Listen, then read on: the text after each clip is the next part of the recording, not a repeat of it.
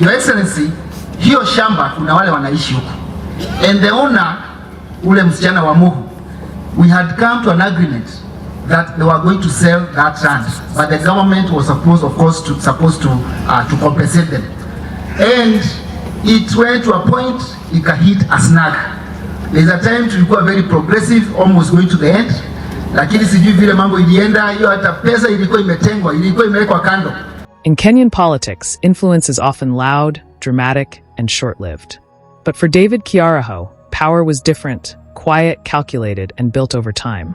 From designing buildings to shaping policy, his journey reflects a rare blend of technical expertise and political endurance.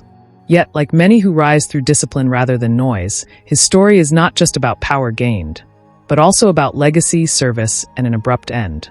David Kiaraho was a Kenyan politician and long-serving Member of Parliament, MP, for Ol Kalu constituency in Nyandarua County, holding office from 2013 until his death on March 29, 2026.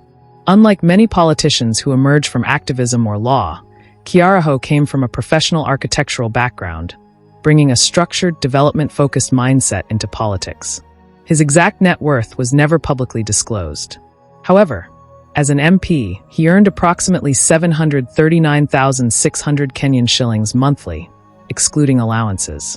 With decades as a principal architect since 1994, his estimated net worth is believed to fall within the multi-million Kenya shilling range, though unverified publicly. Early life and education, foundations of discipline. David Kiaraho was born on October 10, 1963, in Ol Kalu, Nyandarua County. His early life followed a disciplined academic path. Munyeki Primary School, early education. Park Road Primary School, completed primary education. Alliance High School, 1978 to 1981. One of Kenya's most prestigious schools. Nairobi School, A-levels, 1982 to 1983. And University of Nairobi, Bachelor of Architecture. This academic journey reveals a consistent pattern. Structure, excellence, and preparation.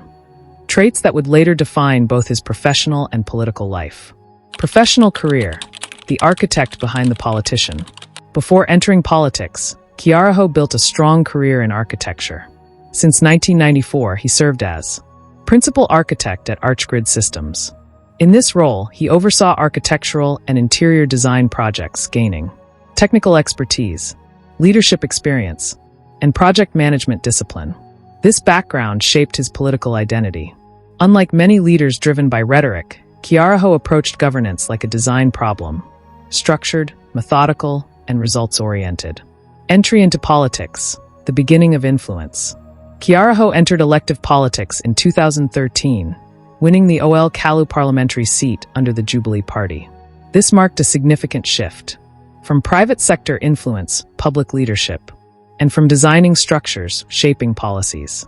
He would go on to win re-election in 2017 and win again in 2022, securing a third consecutive term.